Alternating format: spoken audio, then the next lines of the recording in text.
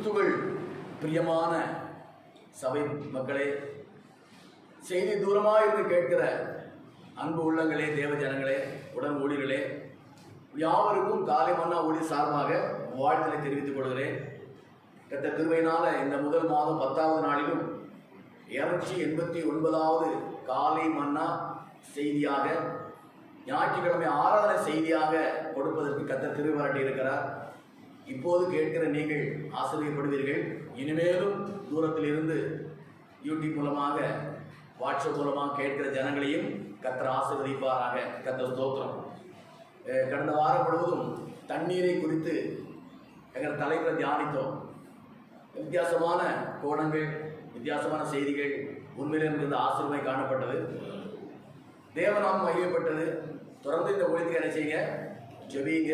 இன்னும் இது போன்ற ஆன்லைனில் வர எல்லா செய்தி கொடுக்குற ஊழியர்களுக்காக ஜெபிங்க. நல்ல செய்தி வரட்டும். துர்ச்செய்தி வந்துவிடக்கூடாது, குழப்பமான செய்தி வந்துவிடக்கூடாது, தவறான செய்தியில் வந்துவிடக்கூடாது. தேவநாமத்தை மகிமைப்படுத்தும், கேட்கிற ஜனங்களுக்கு விசுவாசத்தை தூண்டுகிற நல்ல செய்திகள் வருவதற்காக என்ன செய்யுங்க, ஜெபம் பண்ணுங்க. கர்த்தர் நிச்சயம் அப்படி செய்வாராக. கர்த்தர் ஸ்தோத்திரம்.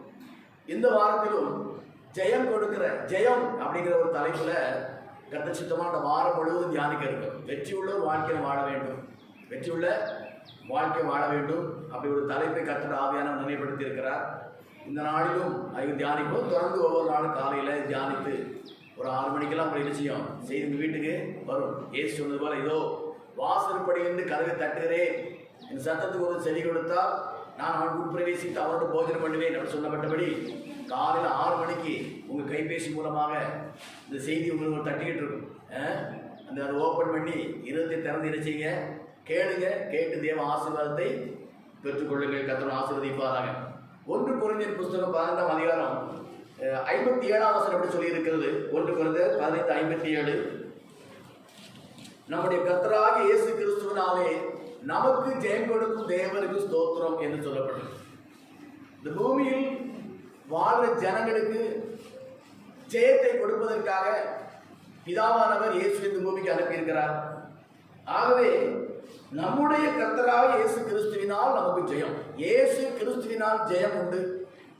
அப்படி ஜெயம் கொடுக்கிற தேவனுக்கு நாம் ஸ்தோத்திரம் செலுத்தி, நன்றி செலுத்தி அவருக்கு சாட்சியாக வாழ வேண்டும்.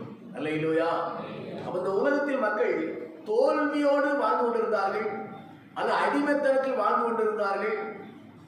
ஏதோ வித்தியாசமான ஒரு சுயாதீனம் இல்லாத ஒரு வாழ்க்கை வாழ்ந்து கொண்டபடினால்தான் இந்த வானத்தையும் பூமி உண்டாக்கின தேவாதி தேவன் ஆண்டவராய் இயேசு கிறிஸ்துவை இந்த பூமிக்கு அனுப்பி மனிதனாய் பிறந்து வாழ்ந்து கல்வாரி சிலுவையில் ரத்தம் சிந்தி மரித்து அடக்கம் பண்ணப்பட்டு 3ஆம் நாள் உயிரோடு எழுந்து அவர் இந்த உலகத்தையும் உலக மக்களை அடிமைப்படுத்தின பிசாசையும் ஜெயித்தவராக அவர் பரமேறி சென்று பரலோகத்தில் இருக்கிறார். அல்லேலூயா. அவர் ஜெயத்தை சம்பாதித்து இருக்கிறார். ஜீவனை கொடுத்து ஜெயத்தை சம்பாதிச்சுட்டு செத்து போற தெய்வமா இல்ல, அவர் சொன்னபடியே மீண்டும் உயிரோடு எழுந்தவராக இருக்கிறார். ஆகவே இன்றைக்கும் ஜெயித்தவர் உயிருள்ளவராக இருக்கிறார். இந்த உலகம் இருக்கிற வரைக்கும், இந்த உலகம் அழிந்து போனாலும் அவர் உயிரோடு இருப்பார். அல்லேலூயா.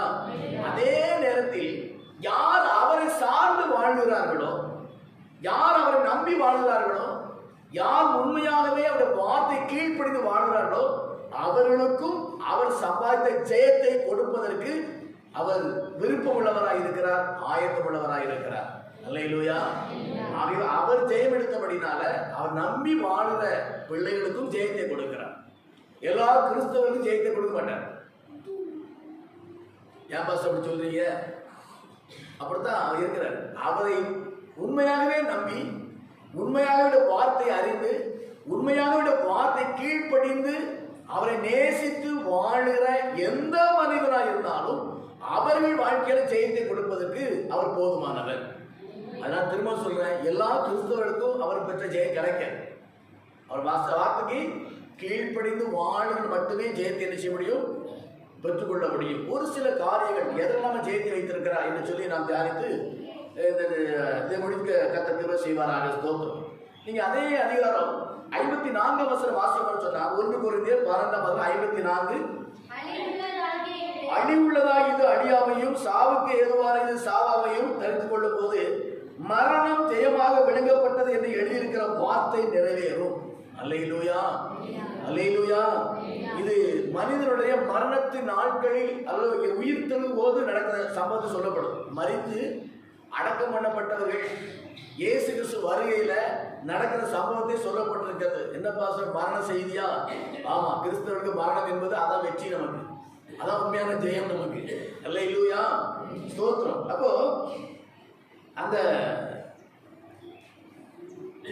மரணம் ஜெயமாக விளங்கப்பட்டது, மரணம் ஜெயமாக விளங்கப்பட்டது. இயேசு கிறிஸ்து மரித்து அடக்கம் பண்ணப்பட்டார். அந்த மரணத்தை ஜெயித்தவராக அவர் உயிரோடு எழுந்தார். இது உலக சரித்திரம். இது வேத பிரமாணம் மட்டுமல்ல, வேத உபதேசம் மட்டுமல்ல, இது உலக சரித்திரம். யாரும் மாற்று கருத்து சொல்ல முடியாது. சும்மா வேண்டாமதுக்கு வேணா மாற்று சொல்லலாம். ஆனா உண்மையிலே இயேசு மரித்தார், மரித்ததையோ உயிர்த்தெழுந்ததே இல்லை என்று யாரும் என்ன செய்ய முடியாது, சொல்ல முடியாது. நான் சொன்ன மாதிரி என்னன்னா, ஏதோ அவர் மேல ஒரு வெறுப்புல வேண்டாம் சொல்ல முடிய, அது உண்மையில இருக்காது. அவர் மரித்து உயிர்த்தது உண்மை. அதே போல அவரை சார்ந்து வாழ்கிறவர்கள், அவர்கள் மரித்தாலும் அவர்களும் மரணத்தை ஜெயித்தவர்களாக ஒரு நாள் உயிரோடு எழுந்திருப்பார் என்று சொல்லி சத்திய வேதம் சொல்லி இருக்கிறது. அல்லேலூயா. அப்ப அவர் மரணத்தை ஜெயித்தபடினால அவர் நம்பி இருக்கிற நாமும் மரணத்தை ஜெயிப்போம். அல்லேலூயா. மரணம் நம்மை ஆண்டு கொள்ள முடியாது, மரணம் நம்மை அடிமைப்படுத்தி வைக்க முடியாது. மரிப்போம், ஆனால் ஒரு நாள் ஜெயித்து மரணத்தை எழுந்திருச்சிருவோம். குழப்பமா இருக்கா? புரியுதா? ஒரு வியாதிக்கப்பட்ட ஒருத்தர் இருக்கிறாரு, ஐசியூல வைக்கிறாங்க. ஒரு நாள் சரீர சுகமான என்ன செய்றாங்க, அங்கிருந்து வெளியே வந்துடுவாங்க, நார்மல் வார்டுக்கு வருவாங்க, அப்புறம் வீட்டுக்கு வந்துடுவாங்க. வியாதி ஜெயிச்சுட்டாங்க. இப்போ அவங்க வியாதியை ஜெயிச்சு வீட்டுக்கு வந்துடுறாங்க. பார்த்தீங்களா? இதே போல் நாம் மரித்தாலும் ஒரு காலம் வரும்போது அந்த மரணத்தை நாம் ஜெயித்து மரணத்திலிருந்து உயிரோடு எழுந்து இந்த உலகத்தில் வாழ மாட்டோம், பரலோகத்தில் வாழ்வதற்கு கர்த்தர் நமக்கு கிருபை பாராட்டி இருக்கிறார். அந்த அனுபவத்தை அவர் ஆயத்தப்படுத்தி வைத்திருக்கிறார். அல்லேலூயா, அல்லேலூயா, ஸ்தோத்திரம். இதுக்காக நீ பார்த்தா எபிரேய புத்தகம் 2ஆம் அதிகாரத்துல அந்த 14-15 வாசிக்க கேட்கும். ஆதலால் பிள்ளைகள் மாம்சத்தையும் ரத்தத்தையும் உடையவர்களாய் இருக்க அவரும் நம்மை போல மாம்சத்தையும் ரத்தத்தையும் உடையவர் ஆனால் மரணத்துக்கு அதிகாரிய மரணத்துக்கு அதிகாரி யாரு? பிசாசு தான் மரணத்துக்கு அதிகாரி. ஏன்னு சொன்னா, ஆண்டவராகிய தேவன் மனிதனை படைக்கும் போது அவர் மரிக்க வேண்டும் என்று படைக்கல, அவரை போல அவரோடு வாழ வேண்டும் என்று படைத்தார். ஆனா இதை விரும்பாத தேவனோடு மனுக்குல வாழக்கூடாது, வாழ்வதை விரும்பாத பிசாசு அந்த தேவனுடைய வார்த்தைக்கு கீழ்ப்படியாதபடி சில அவளை தூண்டி தேவனை விட்டு பிரித்து தனக்கு அடிமையாக்கி கொண்டு அவளை மரணத்தின் மூலமாக அழித்து விடும்படியாக அந்த மரணத்தின் அதிகாரத்தை அவன் எடுத்துக்கொண்டான். அல்லேலூயா.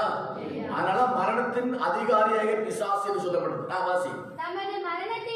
இப்ப மரணத்தின் அதிகாரி என்ற பிசாசை தமது மரணத்தினால் அழிக்கும்படிக்கு ஜீவ காலமெல்லாம் மரண பயத்தினாலே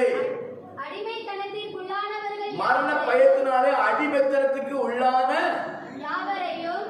யாவரையும் விடுதலை பண்ணும்படிக்கு அப்படியானார், சிலுவையில் மரித்தார். அல்லேலூயா. மரணத்துக்கு அதிகாரி பிசாசு அவன் ஜனங்களை மரணத்தில் அழித்துக் கொண்டிருக்கிறான். மரணம் 2 மரணம் இருக்குது. உலகத்தில் மரிக்கிற மரணம் உண்டு, 2வது மரணம் நரகம், அது நித்திய மரணம். இந்த பூமியில் மரிக்கிறது அது மரணம் சொன்னாலும் அது நித்திரை என்று சொல்லி வேதம் சொல்லி இருக்கிறது. உறக்கம், தூங்கிட்டு இருக்கிறவங்க முடிக்கிறது போல ஒரு சம்பவம் தான். அப்ப இன்னைக்கு மக்கள் மரண பயத்துல இருக்கிறாங்க. இன்னைக்கு யாருமே மரணத்தை, ஒரு சிலர் மரணத்தை நேசிப்பாங்க, சீக்கிரமா தான் நல்லதுன்னு சொல்லிட்டு. ஆனா பெரும்பாலும் மரணத்துல எல்லாரும் ஒரு பயம் இருந்தா ஏற்படும். ஐயோ உலக வாழ்க்கை முடிஞ்சு போகுது, ஒரு யாரையும் பார்க்க முடியாது, என்ன ஆக போதோ ஏது ஆக போதோ இல்லை சொல்லி மரண பயத்தில் இருக்கிற ஜனங்களுக்கும் ஒரு ஜெயத்தை கொடுக்கும்படியாக தான் இயேசு கல்வாரி சிலுவையில் மரித்திருக்கிறார். அல்லேலூயா. இப்ப நமக்கு என்ன தைரியம்? இயேசு மரித்து உயிரோடு இருக்கிறபடினால நாமளும் மரித்து உயிரோடு எழுவோம் ஒரு தைரியம் நமக்கு வந்துச்சு. மரணத்துக்கு பயம் நமக்கு இல்லை. இப்போ மரணத்தை குறித்து பயம் இல்லை. அல்லேலூயா. ஆனா இயேசு கிறிஸ்துவை குறித்த விசுவாசம், ஆனா இயேசு கிறிஸ்துவ தேவ ஏற்றுக்கொள்ளாமல் ஒருவேளை அப்படி வார்த்தை கீழ்ப்படியாம இருக்கும்னு சொன்னா மரணத்துக்கு பிறகு என்ன இருக்குமோ, ஏது ஆகுமோ, எப்படி ஆகுமோன்னு சொல்லி ஒரு பயத்தோடு வாழ்ந்து கொண்டிருப்பார். ஒரு மனிதன் இப்படியா இருக்கிற சொல்லி ஒரு பத்திரிகையில ஒரு இது போட்டிருந்தாங்க. மரண தருவாயில எப்படி இருக்குன்னு ஒரு மனுஷனுக்கு ஆராய்ச்சி பண்ண வேண்டிய ஒரு விருப்பம். மறிக்கும் போது எப்படி இருக்கும்? ஏதோ மக்கள் ஆராய்ச்சி பண்றாங்க, இவருக்கு இப்படி ஒரு ஆராய்ச்சி. மறிக்கும் போது கொஞ்சம் எப்படி இருக்குன்னு சொல்லிட்டு அதுக்காக பேனா பேப்பர் எல்லாம் எடுத்து வச்சுட்டு விஷத்தை சாப்பிட்டாராம். விஷத்தை சாப்பிடுற மரணம் எப்படி அப்படியே எழுதியிருக்கிறார். கடைசி என்ன வார்த்தைன்னா, எல்லாமே இருளா இருக்குது அப்படின்னு சொல்லி முடிச்சுட்டு செத்து போயிட்டார். எல்லாம் எப்படி இருக்குது? இருளா இருக்கிறது அப்படின்னு சொல்லிட்டார். இருள் என்று சொன்னா அது பாதாள நரகத்தை குறிக்கிறது. அவ மரித்த மனிதன் இயேசு கிறிஸ்து இல்லாம மரிக்கும் போது பாதாளத்துக்கு போகிறதை மனிதன் அனுபவபூர்வமாக தெரிவிச்சிருக்கிறார். அல்லேலூயா. இதெல்லாம் கேள்விப்படும்போது மற்ற எப்படி இருக்குது? ஒரு பயம் ஏற்படுகிறது. ஆனா இயேசு கிறிஸ்துவை நம்பி அவர் வேத வசனம் கீழ்ப்படிகளுக்கு இந்த மரண பயத்தை நீக்கும்படியாக ஆண்டவர் இயேசு கிறிஸ்து அவர் மரித்து மரணத்துக்கு அதிபதியாக பிசாசை ஜெயித்து இருக்கிறார், பாதாளத்தை ஜெயித்து இருக்கிறார். அல்லேலூயா. அவர் பெற்ற ஜெயத்தை அவர் பிள்ளைகள் கொடுக்கிறார். எவ்வளவு நல்ல ஆண்டவர் தானே. எப்படி ஒரு தகப்பன் சம்பாத்தியத்தை தன்னை நேசிக்கிற பிள்ளைகளுக்கு கொடுப்பார். சில பிள்ளைகள் தகப்பன் கீழ்ப்படியாம உதாரியா என்னன்னா சில தகப்பன் என்ன பண்ணுவாங்கன்னா சில கோயிலுக்கு எழுதி சொல்லுவாங்க. அவன் நிறைய கோயிலுக்கு நிறைய சொத்து சேர்ந்துருக்கு. இல்லை யாரோ ஒரு தனிப்பட்ட மனிதனுக்கு எழுதி செய்வாங்க, எழுதி சொல்லுவாங்க என் சொத்து இந்த பிள்ளை போகக்கூடாது, ஏன்னா எனக்கு உதவி செய்யல நேசிக்கிறன்னு சொல்லி சில அப்படி செய்வாங்க, கேள்விப்பட்டிருக்கோம். சிலர் பார்த்தீங்கன்னா ஒரு சிலர் தான் இருக்கும்போதே சொத்தெல்லாம் அழிச்சிருவோம் அப்படின்னு சொல்லி வித்து சும்மா கட்டமான செலவு பண்ணிடுவாங்க. ஏன்னா என்னை நேசிக்காத பிள்ளைக்கு இந்த சொத்து போகக்கூடாதுன்னு சொல்லி ஏதோ ஒரு சிலர் தகப்பம் செய்வாங்க. ஆண்டவர் இயேசு கிறிஸ்து 100 அப்படித்தான். அவர் வார்த்தை கீழ்ப்படியாதவர்களுக்கு அவர் ஜெயத்தை கொடுக்க மாட்டார். ஏன்னா உலகத்தை கொடுக்கிற ஜெயம் சொத்து சொத்து உலகத்துக்குரியது. ஆனா உன்னதத்துக்குரிய நம்ம ஆண்டவர் கொடுக்கிற ஜெயம் இந்த உலகத்தை ஜெயித்து நித்திய ராஜ்ய சோதனைக்குடைய மேன்மையான ஒரு வாழ்க்கை. அந்த நித்திய ஜீவனை சோதரிப்பதற்கு அவர் தகுதியாய் காணப்பட வேண்டும் என்பதற்காக தான் நம்ம ரொம்ப ஆராய்ந்து பார்க்கிறோம். வேதத்தை கீழ்ப்படுத்தி வாழ்கிறோமா, உண்மையா வாழ்கிறோமா, பரிசுத்தம் வாழ்கிறோமா, இப்படி எல்லாம் வேதத்தின்படி வாழ்கிறோமா சொல்லி ஆராய்ந்து பார்த்து அப்படி வாழ்வதற்கு அவர் மரணத்தின் மூலம் சம்பாதித்த ஜெயத்தை கொடுத்து மரணத்தையும் பாதாளத்தை ஜெயித்து பரலோகத்தில் போய் குடியிருப்பதற்காக கர்த்தர் கிருபை பாராட்டி இருக்கிறார். அல்லேலூயா. இப்படி குழப்பமா இருக்கா? புரியுதா? இடியாப்ப மாதிரி இருக்கா, இட்லி மாதிரி இருக்கா? அல்லேலூயா. ஸ்தோத்திரம். புரிந்தவர்கள் பாக்கியம் புரியும் உங்களுக்கு. அதனால அந்த கிருபை கொடுத்திருக்கிறார். மீண்டும் ஒரு முறை மாலையிலிருந்து செய்தி நினைச்ச முடியும்.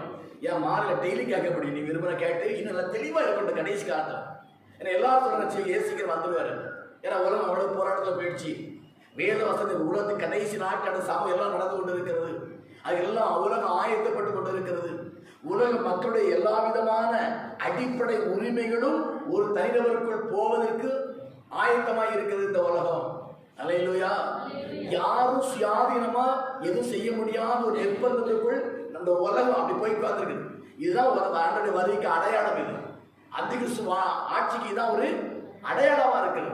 எத்தனையோ நீங்க ஐடி கார்டு வச்சிருக்கோம். நமக்கு ஏடிஎம் கார்டு ஒன்று இருக்குது, ரேஷன் கார்டு ஒன்று இருக்குது, ஆதார் கார்டு ஒன்று இருக்குது, அப்புறம் டிரைவிங் லைசன்ஸ் ஒரு கார்டு இருக்குது, பான் கார்டு ஒரு கார்டு இருக்குது.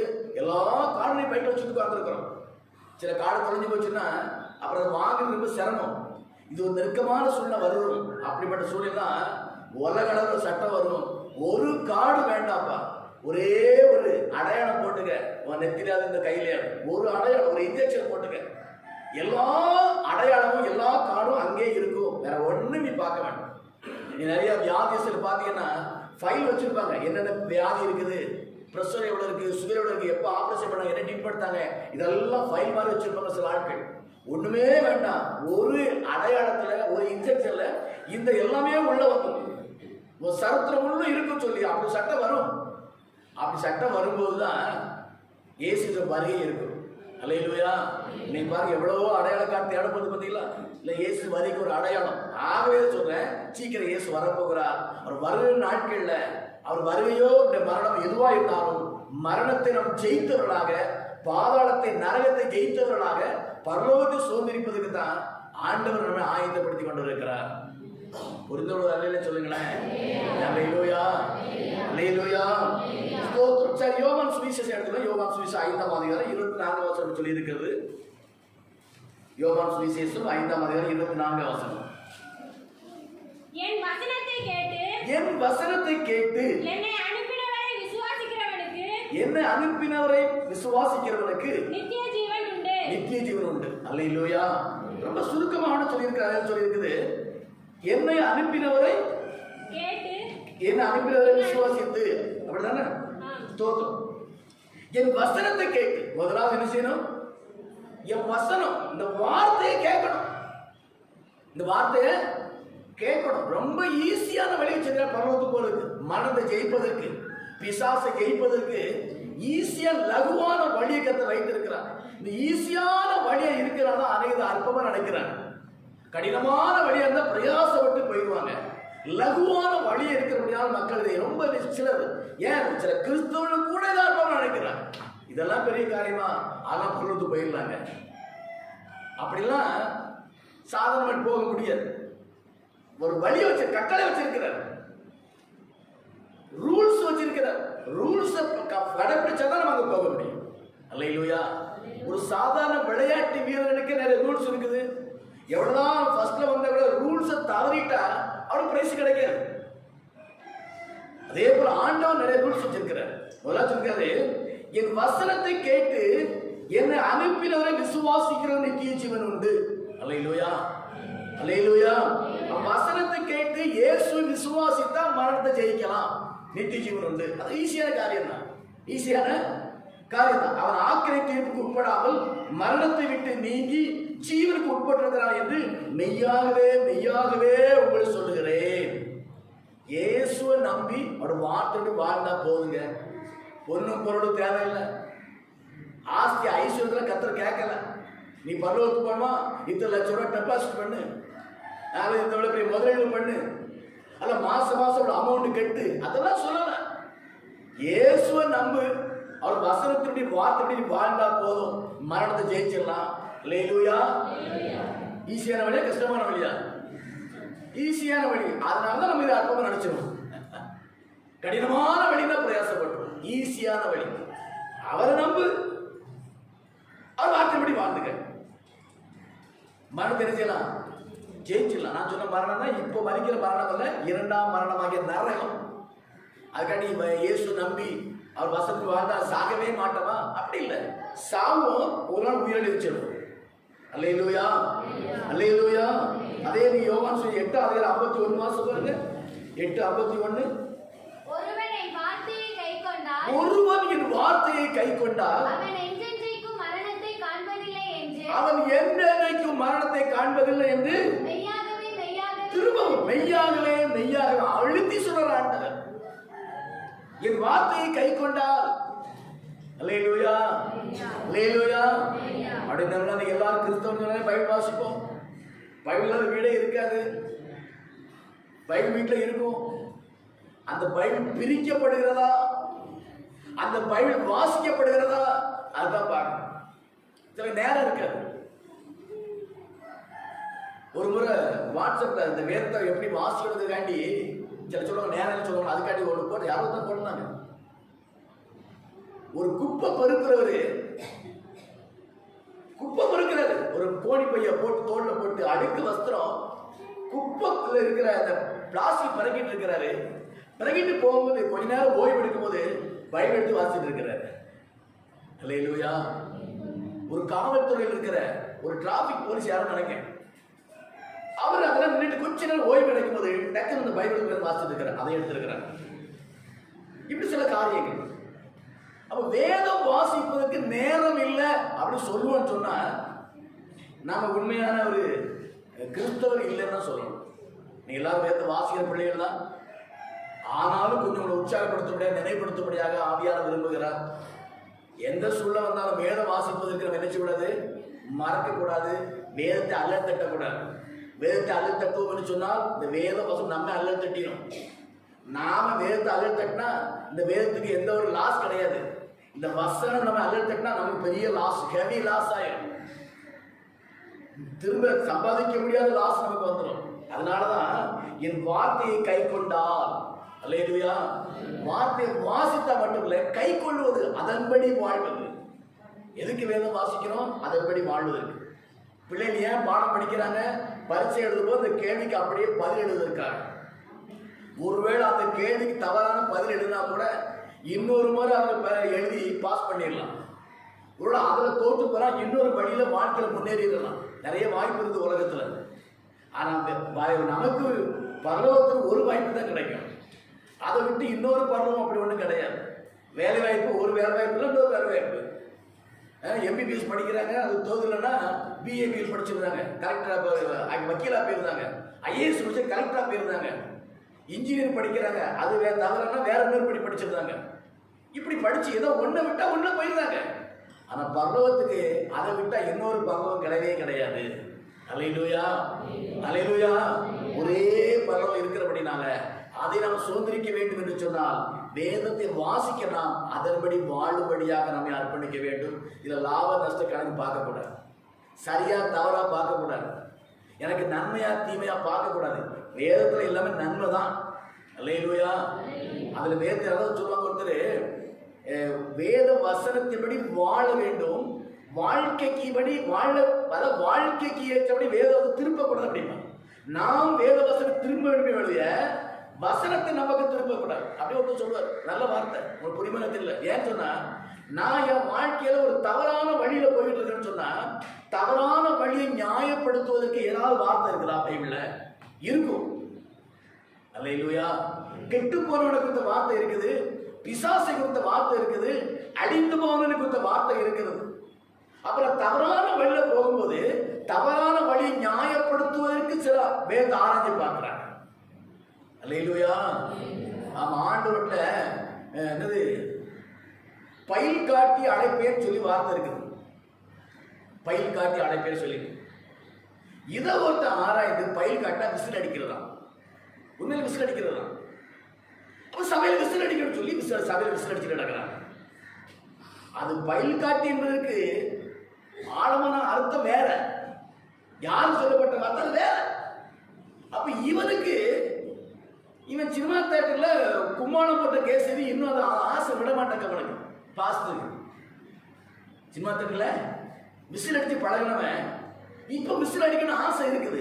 அப்ப விசில் அடிப்பதை நியாயப்படுத்துவதற்கு என்ன செய்வதுன்னு சொல்லி வேதத்தை ஆராய்ச்சி பார்க்கலாம். எப்படியா ஒன்று இருக்குங்களா? ஏன்னா இந்த வேதத்தில் இல்லாத ஒரு சம்பவம் உலகத்துல கிடையாது. உலகத்தில் இருக்கிற எல்லா சம்பவங்களும் பைபிள் இருக்கு. நல்லது, கெட்டது, பாவம், அநியாயம், அக்கிரமம், நீதி எல்லாம் பைபிள் இருக்கு. செய்ய வேண்டியது, செய்யக்கூடாது அப்படி எழுதப்பட்டிருக்கு. அப்ப இவனுக்கு அவன் உயின்னு விசில் அடிச்சு பல நாளைக்கு சபையில விசில் அடிக்க ஆசை வந்ததுனால அதை ஆராய்ந்து பார்த்து இப்படி ஒரு வார்த்தை இருக்குது அந்த விசில் அடி சொல்லிட்டு இப்படி வசனத்தை தன் பக்கம் இழுத்துக்கொண்டு தன் பக்கம் தவறா திருத்தி கொண்டு சபையை கெடுத்து கொண்டிருக்கிற, சமுதாயத்தை கெடுத்து கொண்டிருக்கிற உலகத்துல வாழ்ந்து கொண்டிருக்கிறோம் நாம. அல்லேலூயா. என் தவறான வழியை நியாயப்படுத்த வசனத்தை திரும்ப கூடாது, என் தவறான வழியை சீர்படுத்த வசனத்து பக்கம் போக வேண்டும். அல்லேலூயா. புரியுதா? என் தவறை நியாயப்படுத்துவதற்கு வசனத்தை இழுக்க கூடாது, என் தவறை சரிப்படுத்துவதற்கு வசனத்து பக்கம் நான் போகணும்.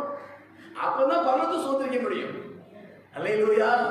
அப்பதான் மரணத்தை ஜெயிக்க முடியும், அப்பதான் பாதாளத்தை ஜெயிக்க முடியும், அப்பதான் நரகத்தை ஜெயிக்க முடியும், அப்பதான் பிசாசை ஜெயிக்க முடியும், இயேசு கிறிஸ்துவோட போய் வாழ முடியும்.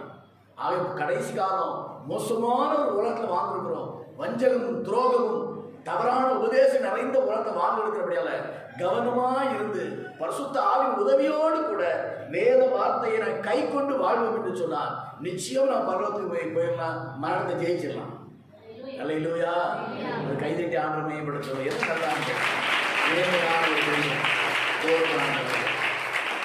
நல்லது. வசனத்தை கேட்கணும், இயேசு விசுவாசிக்கணும், வசனத்தில் வாழணும். அண்டர்லைன் பண்ணி வச்சுக்கிடுங்க, மறக்கக்கூடாது. சரியா?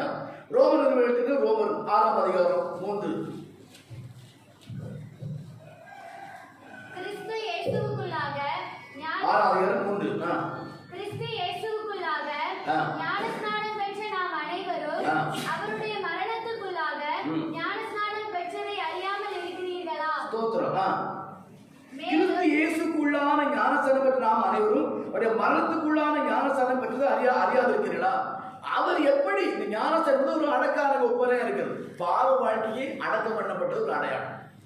ஞானஸ்நானம் ஒரு சபை சட்டம் கிடையாது, ஏதோ பாரம்பரியம் கிடையாது, அது ஒரு நீதி. அதான் இயேசுக்கு சொல்லுவாரு, ஞானஸ்நானம் வரும்போது யோவான் சொல்லுவான், உங்களுக்கு நாம் ஞானஸ்நானம் கொடுக்கலாமா சொல்லும் போது இது தேவ நீதி என்று சொல்லுவார். தேவ நீதி, சபை நீதி கிடையாது, சபை சட்டம் கிடையாது. இது பெந்தெகோஸ்து ஞானஸ்நானம், இது சிஎஸ்ஐ ஞானஸ்நானம் அப்படி ஒண்ணும் கிடையாது. அல்லேலூயா, அல்லேலூயா. இது நீதி, நீதியை நிறைவேற்றினாதான் ஜெயம் கிடைக்கும். அல்லேலூயா, ஸ்தோத்திரம். மேலும் பிதாவின் மகிமையினாலே கிறிஸ்து மரித்தோரிலிருந்து எழுப்பப்பட்டது போல நாமும் புதிதான ஜீவனுள்ளாய் நடந்து கொள்ளும்படிக்கு அவருடைய மரணத்துக்கு உள்ளாக்கும் ஞானஸ்தானத்தினாலே கிறிஸ்துவுடனே கூட அடக்கம் பண்ணப்பட்டோம். கிறிஸ்துவோடு கூட ஞானஸ்தானத்தில் அடக்கம் பண்ணப்படுகிறோம். ஆனால் அவருடைய மரணத்தின் சாயல் நாம் இணைக்கப்பட்டுள்ளோம். அவர் உயிர்த்தலின் சாயலில் இணைக்கப்பட்டிருக்கிறோம். இப்படி மரணத்தின் சாயலில் ஞானஸ்தானத்தில் இணைக்கப்பட்டதுனால உயிர்த்தலின் சாயலில் இணைக்கப்பட்டிருக்கிறோம். மரணத்தை நாம் ஜெயிக்கிறோம், பாதாளத்தை நாம் ஜெயிக்கிறோம், நரகத்தை ஜெயிக்கிறோம். அல்லேலூயா, அல்லேலூயா. 6வது சொல்லியிருக்கு, நாம் இனி பாவத்துக்கு ஊழி செய்யாதபடி பாவ சரீரம் ஒழிந்து போகிறதாக நம்முடைய பழைய மனசு அவரோடு கூட சிலுவையில் அறையப்பட்ட அறிந்திருக்கிறோம். பாவங்கள் ஒழிந்து போனது. இனிமேல் பாவம் தளர்ந்திருக்க கூடாது, தூக்கக்கூடாது, பாவ சுபாவம் காணப்படக்கூடாது. இந்த பாவ சுபாவம் இருந்ததுன்னா நம்ம பிசாசம் நம்ம என்ன செய்யறான், அவன் ஆளுகை செஞ்சுட்டு இருக்கிறான். பாவம் இருந்ததுன்னா அவன் ஆளுக, பரிசுத்தம் இருந்தா கர்த்தருடைய ஆளுகை. நம்ம யாரும் ஆளுகை பார்க்கணும். நீங்களே ஆராய்ந்து பார்த்துக்கணும். பரிசுத்தம் இருந்தா கர்த்தர் ஆண்டு கொண்டு இருக்கிறார், பாவம் இருந்தா பிசாசு ஆண்டு கொண்டு இருக்கிறார். ஏற்கனவே பிசாசு ஆளுகள் இருந்த நம்மை விடுவிக்கப்படியாக தான் இயேசு கல்வாரி ரத்தத்தை மீட்டெடுத்திருக்கிறார். மீண்டும் கட்சி மாறுற மாதிரி, என்ன மாறுற மாதிரி, கட்சி மாறுற மாதிரி மீண்டும் பாவத்துக்குள்ள போயிடக்கூடாது. நம்ம போயிட்டோம்னா பெற்ற ரட்சிப்பு வீணா போயிடும், பெற்ற பரிசுத்தம் கரைவிட்டு போயிடும். அல்லேலூயா, ஸ்தோத்திரம். 7ஆம் வசனத்தில் மரித்தவன் பாவத்தை நீங்கி விடுதலையாக்கப்பட்டிருக்கிறானே, ஆகையால் கிறிஸ்துவுடனே கூட நாம் மரித்தோமானால் அவருடனே கூட பிழைத்துள்ளோம் என்று நம்புகிறோம். மரித்தோர் இருந்து எழுந்த கிறிஸ்து இனி மரிப்பதில்லை என்று அறிந்திருக்கிறோம். மரணம் இனி அவரை ஆண்டு கொள்வதில்லை, மரணம் இனி அவரை ஆண்டு கொள்வதில்லை, அவருடைய பிள்ளைகள் நம்மையும் ஆண்டு கொள்வதில்லை. அல்லேலூயா. நம்ம ஆட்சி மாறிட்டுது. ஆட்சி என்ன பண்ணிட்டு, பிசாசின் ஆட்சிக்குள்ள இருந்த நாம கர்த்தருடைய ஆட்சிக்குள்ள வந்தபடினால இனி இந்த மரணத்தை என்ன செய்ய முடியாது, நம்மளை மேற்கொள்ள முடியாது. அல்லேலூயா, ஸ்தோத்திரம். 9ஆம் வசனம், மரித்தோர் எழுந்த கிறிஸ்து இனி மரிப்பதில்லை அறிந்திருக்கிறோம். மரணம் இனி அவர் ஆண்டு கொள்வதில்லை.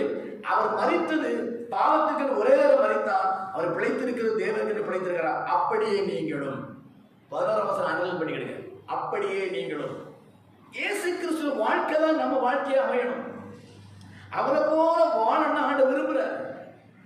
அவருடைய சுபாவம், அவருடைய அன்பு, அவருடைய இரக்கம், அவருடைய தாழ்மை, அவருடைய ஆத்ம பாரம், அவருக்கு இருந்த அந்த வேத ஞானம், அவருக்கு இந்த அபிஷேகம், அப்படித்தான் நம்மள வாழ ஆசைப்படுற ஆண்டவர். அதான் விரும்புறாரு. அப்பதான் அவர் இருக்கிற இடத்துல போக முடியும், அப்பதான் அவரை கூட மனத்தை ஜெயிக்க முடியும்.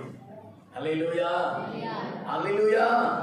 நீங்களும் உங்களை பாவத்திற்கு மரித்தவர்களாகவும் நம்முடைய கர்த்தராகிய இயேசு கிறிஸ்துவுக்குள் தேவர்களை பிழைத்திருப்பதாக எண்ணிக்கொள்ளுங்கள். பாவத்துக்கு மரிச்சாச்சு, அப்படியே மரணத்தை ஜெயிச்சாச்சு. அல்லேலூயா. இந்த விசுவாசம் இருக்குன்னு சொன்னா மரண பயம் நமக்கு இருக்காது.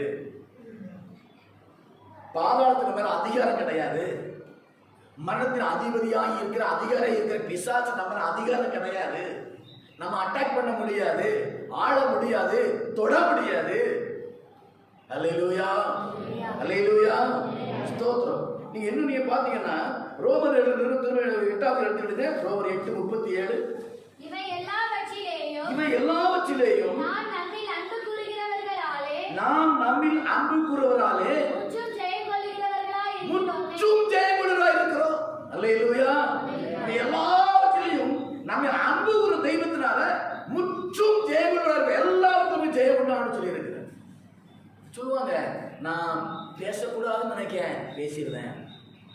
செய்யக்கூடாதுன்னு நினைக்கிறேன், செஞ்சிருந்தேன். பார்க்கக்கூடாதுன்னு நினைக்கிறேன், பார்த்துருந்தேன். போகக்கூடாதுன்னு நினைக்க போயிருந்தேன். இது அடிமைத்தனம். அது என்னது? அடிமைத்தனம். இது சொல்லுவாங்க சில ஆட்கள், உலக மக்கள் சொல்லுவாங்க, இனிமேல் தண்ணி அடிக்க கூடாதுன்னு முடிவு பண்ணேன். ஒரு மாசம் 2 மாசம் பல்ல கடிச்சிருந்தேன். ஒரு கல்யாணத்துக்கு போனேன். அங்க போய் எல்லாம் சேர்ந்து குடிக்க வச்சுட்டாங்க. அல்லேலூயா. அந்த குடி அவர்களை ஆளுகை செய்து கொண்டிருக்கிறது, அடிமைப்படுத்தி வைத்திருக்கிறது. அது அவங்கள. நம்மையும் சில வேளைகளில் இந்த உலகம் ரகசியமாக நம்மை அடிமைப்படுத்தி வச்சிருக்கோம். அல்லேலூயா. நாம் விரும்பாத வெறுக்கிற காரியத்தை நம்ம செய்யணும். பவுல் சொல்ல பார்த்தீங்களா, நான் வெறுக்கிறத நான் செஞ்சிருந்தேன், செய்ய வேண்டும் நினைக்கிறத செய்ய முடியாம போயிருது, செய்யக்கூடாதுன்னு நினைக்கிறத செய்தேன். நிர்பந்தமான மனிதன் யார் இந்த பாவ சரிந்து என்னை விடுதலையாக்க முடியும்னு சொல்லுவார். அவ்வளவு பெரிய பரிசுத்தவான் சொல்லுவார். நம்ம இந்த உலகம் ஆளக்கூடாது, பிசாசு ஆளக்கூடாது, தேவனுக்கு பிரியமில்லாத எந்த காரியமும் நம்ம ஆளுகை செய்யக்கூடாது. அல்லேலூயா, அல்லேலூயா.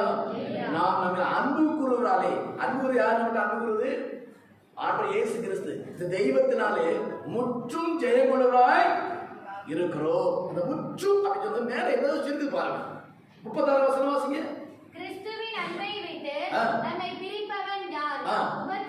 உபத்திரவமோ, வியாகுலமோ, துன்பமோ, பசியோ, நிர்வாணமோ, நாசமோ, மோசமோ, பட்டயமோ, இவைகளிலிருந்து இயேசு ஜெயத்தை கொடுத்திருக்கிறார். அல்லேலூயா, அல்லேலூயா. இதில் நம்ம இருந்தாரு ஜெயத்தை கொடுத்திருக்கிறார். ஏன்னா உபத்திரம் வரும்போது சில அப்படியே ஆண்டு விட்டு தூர போயிடுவாங்க. கஷ்டம் வரும்போது, வேதனை வரும்போது, ஏதோ நெருக்கங்கள் வரும்போது, உலக சிற்றின்பங்கள் நம்மை ஆளுகை செய்யும் போது, உலகத்தினுடைய ஆடம்பரங்கள், உலகத்தினுடைய மேன்மைகள் இது நமக்குள்ள வரும்போது நாம் அதுக்கு சில அடிமைப்பட்டிருந்தோம். உலக ஆசா பாசத்துக்கு அடிமைப்பட்டிருந்தோம். ஏன்? ஒரு பணத்துக்கு அடிமைப்பட்டிருந்தோம், ஒரு வருமானத்துக்கு அடிமைப்பட்டிருந்தோம், ஒரு பேர் புகழுக்கு அடிமைப்பட்டிருந்தோம். சில வேளைகள்ல அடிமைப்பட்டு தேவனுக்கு பிரியமில்லாத காட்டை ஈடுபட்டுருவோம். நான் சொல்லியிருக்கிறான், எல்லாவற்றிலும் முற்றிலும் ஜெயம் கொடுக்கிற தேவன். அல்லேலூயா, அல்லேலூயா. அவருடைய ஆளுகைக்குள் அவருடைய வசனத்தின்படி நம்ம இருப்போம் சொன்னா இந்த எல்லாம் நமக்கு தூசியா தெரியும், மேன்மேலும் தூசியா தெரியும், உபத்திரமும் சாதாரணமா தெரியும். ஆனா இது என்ன செய்ய? எனக்கு கர்த்தர் எனக்கு மாற்றுவார், ஜெயத்தை கொடுப்பார். இந்த சுபாவத்தில் எனக்கு ஜெயத்தை கொடுப்பார். இந்த வழக்கத்தில் எனக்கு கர்த்தர் ஜெயத்தை கொடுப்பார், கொடுத்திருக்கிறார். நான் ஜெயித்து கொண்டு இருக்கிறேன்னு சொல்லி தைரியமா வாழ முடியும். முற்றிலும் ஜெயம் கொடுக்கிற தேவன். அல்லேலூயா. எப்ப சொல்ற மாதிரி உலகத்துல ஒரு குறிப்பிட்ட பெர்சன்டேஜ் வாங்கினா பாஸ் பண்ணிடலாம், பாஸ் பண்ணி ப்ரொமோஷன்ல போயிடலாம், அடுத்த கிளாஸுக்கு போயிடலாம், வேலைக்கு போயிடலாம், பதவிக்கு போயிடலாம், பட்டம் வாங்கிடலாம். ஆனா பரலோகத்துக்கு போகணும்னா 7% மார்க் வாங்கணும், 100% மார்க் வாங்கணும். அல்லேலூயா. 99 மார்க் வாங்கிட்டேன், 1 மார்க் ஆக்சுவலா இந்த 1 மார்க்ல நீ நிறைய பரலோகத்தை இழக்கிறாய் என்று சொன்னா ஒண்ணுமே செய்ய முடியாது. கோர்ட்ல அப்பதான் சொல்லுவாங்க, ஒரு குற்றவாளியை சொல்லும் போது அந்த குற்றவாளி சைடுள்ள வக்கீல் இவர் நிரபராதிங்கிறது நிறைய காரணம் சொல்லுவார். அரசாங்க வக்கீல் இவர் குற்றவாளி தண்டனை கொடுக்க வேண்டும் நிறைய சொல்லுவார். ஜட்ஜி என்ன சொல்லுவார்? ஒருவேளை ரெண்டுமே சரியா இருக்கும், இவர் சொல்றது சரியா இருக்கும், அவர் சொல்றது சரியா இருக்கும். அவர் என்ன சொல்வாரு? இவர் சொன்ன இந்த வார்த்தையின்படி இவருக்கு தண்டனை அப்படிம்பார், அல்லது இவர் சொன்ன இந்த வார்த்தையின்படி இவருக்கு விடுதலை சொல்லுவார். அவர் சொன்னா சொல்லுங்க. அல்லேலூயா. அதான உண்மை. அதே போல பரலோக ஜட்ஜ்மெண்ட்லையும் இது கூட கொஞ்சம் அப்படி இப்படி ஆயிரும். வழக்காடுவதற்கு பரிந்து பேசுவதற்கு இங்க ஆட்கள் இருப்பாங்க, வக்கீல் இருக்கிறாங்க. ஆனா அங்க அது யாரும் கிடையாது. இப்ப பரிந்து பேசுவார் ஆண்டவர் நமக்கு, இப்ப நமக்கு பரிந்து பேசிட்டு இருக்கிறார் உலகத்தை வாழும்போது.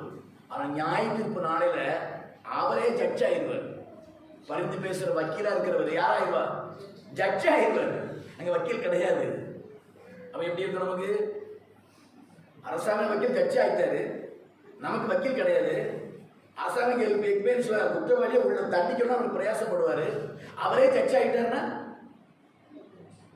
ஆபத்து. அல்லேலூயா. எந்த காரியத்திலும் அடிமைப்பட்டு போகாதபடி 100க்கு 100 அவரை போன்ற ஒரு பரிசுத்தத்தோடு அப்படி ஆளுகைகள் இருப்போம் என்று சொன்னால் இந்த உலக கதவை ஜெயிக்க முடியும், பிசாசை ஜெயிக்க முடியும், மரணத்தை ஜெயிக்க முடியும், பரலோகத்தை சுதந்திரிக்க முடியும். அல்லேலூயா, அல்லேலூயா. ஸ்தோத்திரம். கடைசியா ஒரு வார்த்தை சொல்லி முடிக்க 2 கொரிந்தியர் 2 பாகம் எடுத்துக்கிடுங்க. 2 கொரிந்தியர் 2:14.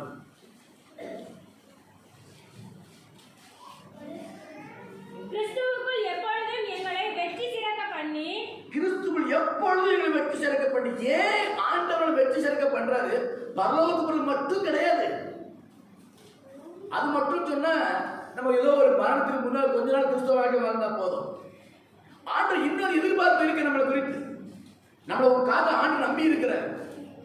நம்மை பரிசுத்தப்படுத்திட்டு நம்மை அந்த பிசாச அடிமைத்தனம் மரண பயத்து நமக்கு ஜெயத்தை கொடுத்துட்டு இன்னொன்று எதிர்பார்க்கிறார் அவர்கள். அல்லேலூயா. அதான் பார்க்கறது. வாசி. கிறிஸ்து எப்போதும் எங்களை வெற்றி சேர்க்கப்படி, எப்போதும் எல்லா இடத்திலும் எல்லா சூழ்நிலையிலும் எல்லா பிரச்சனைகளிலும் எல்லா போராட்டத்திலும் எல்லா அடிமைத்தனத்திலும் எங்கள் ஜெயத்தை கொடுத்து வெற்றி சேர்க்கப்படி எல்லா இடங்களிலையும் எங்களை கொண்டு அவரை அறிகிற அறிவின் வாசனையை வெளிப்படுத்தும் தேவனுக்கு ஸ்தோத்திரம். அல்லேலூயா, அல்லேலூயா. தேவன் எப்படி இந்த உலகம் ரட்சிக்கப்படுவதற்காக இயேசுவை இந்த பூமிக்கு அனுப்பினாரோ அதே போல இன்னும் இந்த உலகம் ரட்சிக்கப்படுவதற்கு இயேசு உங்களை என்னை நம்பி இருக்கிறார். அல்லேலூயா. சாதாரண ஆட்கள் கிடையாது, சாதாரண ஆட்கள் கிடையாது. எப்படி தேவன் இயேசுவை நம்பி இந்த பூமிக்கு அனுப்பினாரோ அவர் வேலையை முடிச்சுட்டு அவர் போயிட்டாரு. இந்த உலகம் இருக்குதுங்க. அப்ப இந்த உலகம் ரட்சிக்கப்படுவதற்கு, இந்த உலகம் இயேசுவின் அன்பை அறிவதற்கு உங்களை என்னை தான் அவர் நம்பி இருக்கிறார். அல்லேலூயா. உனக்கு ஜெயத்தை கொடுத்தனே, இந்த ஜெயத்துக்கு நீ வேற எந்த கைமாறு எனக்கு செய்ய வேண்டாம். கர்த்தர் சொல்றாரு, உன் பொண்ணோ உன் பொருளோ உன் ஆஸ்தியோ உன் ஐஸ்வர்யமோ ஒண்ணு வேண்டாம் எனக்கு.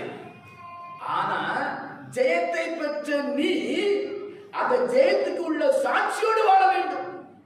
அல்லேலூயா, அல்லேலூயா. என்ன செய்யணுமா?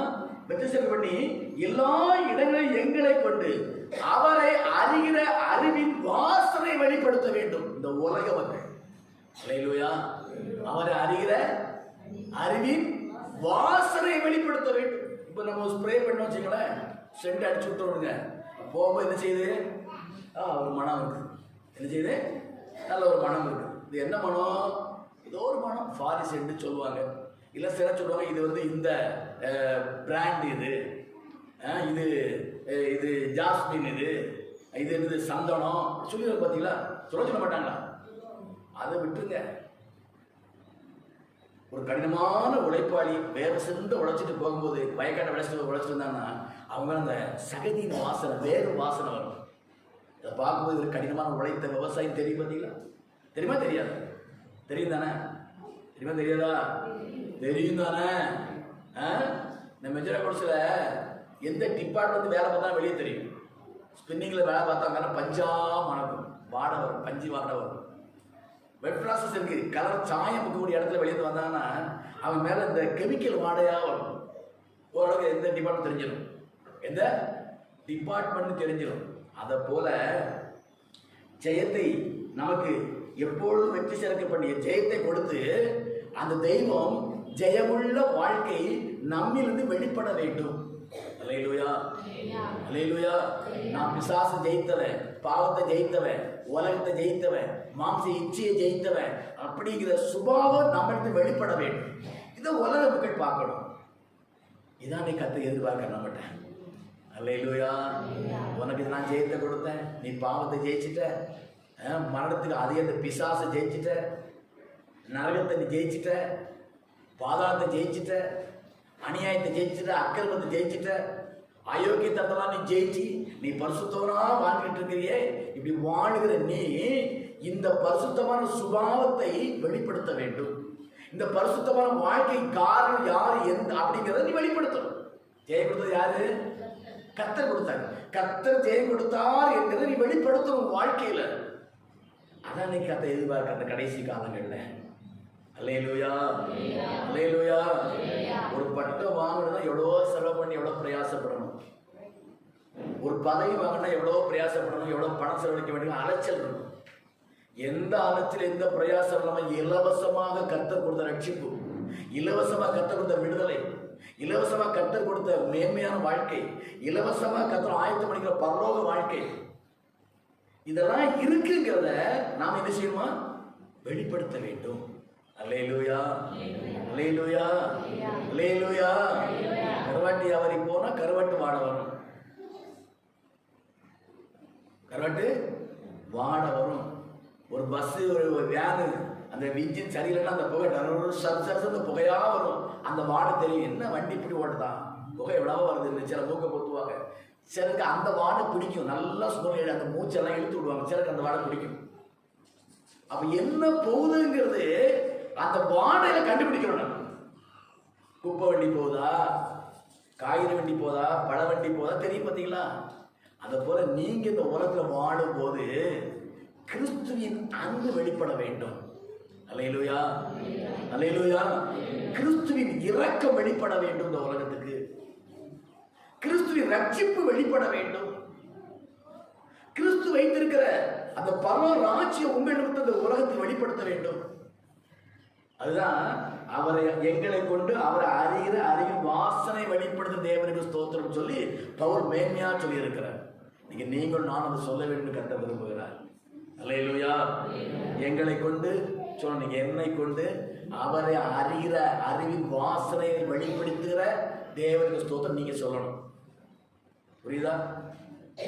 ஜெயம் கொடுக்கும் தேவனுக்கு ஸ்தோத்திரம், அது நமக்காக. அவரை அறிகிற அறிவின் வாசனை வெளிப்படுத்த ஸ்தோத்திரம் சொல்ல தேவனுக்காக, உலக ரட்சிப்புக்காக. இப்ப முதல்ல சொல்ல ஈஸி சொல்லிடுவோம். முதல்ல சொல்ல, எனக்கு ஜெயம் கொடுத்த தேவனுக்கு ஸ்தோத்திரம், ரட்சித்த தெய்வத்துக்கு ஸ்தோத்திரம், சோகம் கொடுத்த தெய்வத்துக்கு ஸ்தோத்திரம், ஆசீர்வாத தெய்வத்துக்கு ஸ்தோத்திரம், இதெல்லாம் சொல்லிடுவோம். சந்தோஷம் நல்லது. ஆனா இந்த உலகத்துக்கு நீங்கள் அதை வெளிப்படுத்த வேண்டும். அல்லேலூயா, அல்லேலூயா சொல்லி நீங்க சொல்லணும், என்னை கொண்டு என் ஆண்டவர் அறிகிற அறிவை வெளிப்படுத்தி கொண்டிருக்கிறார் என் தேவனே உமக்கு ஸ்தோத்திரம். யாரு ஒவ்வொரு நாள் சொல்லப்படணும், ஒவ்வொரு நாள் சாட்சியா வாழணும். ஒரு நாள் என்ன செய்யணும்? இயேசு இன்னார், அவர் சுபாவம் என்னதுங்குது நம்ம வாழ்க்கை வெளிப்படுத்தணும். அப்படி வெளிப்படுத்திட்டு நீங்க ஸ்தோத்திரம் சொல்லணும். இதை செஞ்சுட்டோன்னு சொன்னா இயேசு சீக்கிரம் வந்துடுவாரு. அல்லேலூயா. நீ உலக மக்கள் இயேசு யாரும் தெரியல, அவர் ஒரு மதவாதியா பார்க்கிறாங்க, இன்னும் சில அறியாமல் ஒரு தீவிரவாதியா பார்க்கிறாங்க. ஒருத்தர் சொல்ல அவர் கம்யூனிஸ்ட்வாதியா அப்படின்னாங்க. அவரு கம்யூனிஸ்ட்வாதி, மக்களுக்காக போராடி அப்படிங்கிறாங்க. அறியாமல் ரட்சகர், பாவத்தை மன்னிக்கிறவர், சாபத்தை மாற்றுகிறவர், மரணத்தில் ஜெயத்தை கொடுக்கிறவர், நரகத்தில் விடுதலை கொடுக்கிறவர், பரலோக மோட்ச வாழ்க்கை கொடுக்கிறவர் உலகம் தெரியல இன்னைக்கு. அப்படி தெரியப்படுத்த கிறிஸ்துவோட வாழ்க்கை இல்லை இன்னைக்கு. வேதனையான ஒரு காரியம். கிறிஸ்துவுக்குள்ள போட்டி, பொறாமை, வார்த்தை யுத்தம், வார்த்தை யுத்தம். நேரில் சண்டை போட பரவாயில்ல, வெளியே தெரியாது. வாட்ஸ்அப்ல சண்டை போடுறாங்க அன்னைக்கு ஊழியக்காரங்க. உங்க உலகம் வந்து பார்க்குறான், ஓஹோ இவன் அவனை மோசம், அவன் இவனை மோசம், இவன் ரெண்டு பேருமே மோசப்பா, அப்போ நம்ம தான் நல்லா போயிட்டே இருக்கான். உலகத்துக்கு கிறிஸ்துவ அன்பு இன்னைக்கு மறைக்கப்பட்டு கொண்டிருக்கிறது கிறிஸ்தவர்களால. வேதனையான ஒரு காரியம். கிறிஸ்துவின் மன்னிக்கிற சுபாவம் மறைக்கப்படுகிறது கிறிஸ்தவர்களால. கிறிஸ்துவ தியாகங்கள் மறைக்கப்படுகிறது கிறிஸ்தவர்களால. யாரும் எப்படி இருக்கட்டும், சத்தத்தை கேட்ட நீங்க கிறிஸ்துவின் சுபாவத்தை வெளிப்படுத்துகிற ஒரு நல்ல ஒரு வாசனை வீசுகிற ஒரு விசுவாசியை நம்ம காணப்பட வேண்டும். அப்படி காணப்படுவோமா? காணப்படுவோமா? பார்த்து வந்து சொல்லணும், அன்பு உள்ளவங்க, இரக்கம் உள்ளவங்க, பரிசுத்தமானவங்க, ஒழுக்கம் உள்ளவங்க, தியாக சுபாவம் உடையவங்க. ஏன் இப்படி? அவர்கள் கிறிஸ்தவர்கள். இப்படி சொல்லக்கூடிய அளவுக்கு ஒரு வாழ்க்கை வாழ்ந்துட்டு சொன்னாங்க. இருக்கிற உலக கிறிஸ்தவர்கள் ஒரு வாரம் அப்படி வாழ்ந்துட்டோம்னா 8ஆம் நாள் இயேசு வந்துடுவார். உலகம் இயேசு அறிஞ்சிருங்களா? அறிஞ்சுமா அறியாதா? ஆனா அன்னைக்கு வேதனையான காரியம், கிறிஸ்தவ வாழ்க்கையினாலேயே இயேசு கிறிஸ்துவை ஒரு வித்தியாசமான மனிதனாய் பார்க்கக்கூடிய ஒரு சூழ்நிலையை கிறிஸ்தவ நீங்க உருவாக்கி கொண்டு இருக்கிறதா வேதனையான ஒரு காரியம். அருமையான தேவனுடைய பிள்ளைகளே, தனிப்பட்ட வாழ்க்கையில, குடும்ப வாழ்க்கையில, நீ படிக்கிற இடத்துல, வேலை செய்யற இடத்துல கிறிஸ்துவின் அன்பை வெளிப்படுத்துற மக்களாய் காணப்படுவோம். இயேசு இந்த பூமி வருவதற்கு தேசத்தை ஆயத்தப்படுத்துவோம். நாம் ஆயத்தப்படுவோம். வழங்கால் படிட்டு ஜெபம் பண்ணுவோமா? இயேசுவே உமக்கு நன்றி செலுத்துறோம் ஆண்டவரே.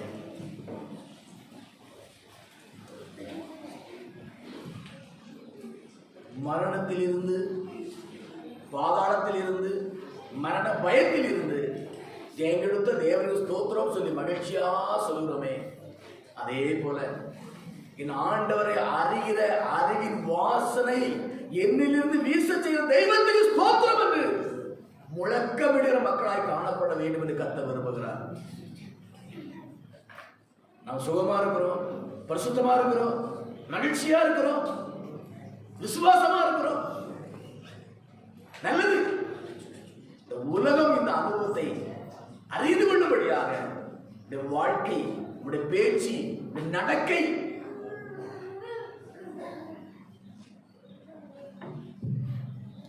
ஒரு தரமுள்ள அனுபவம் காணப்பட வேண்டும்.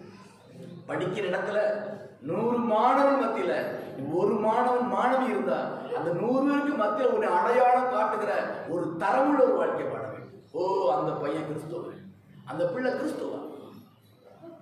அநேக மத்தியில் நாம் வேலை செஞ்சு கொண்டு இருக்கோம்.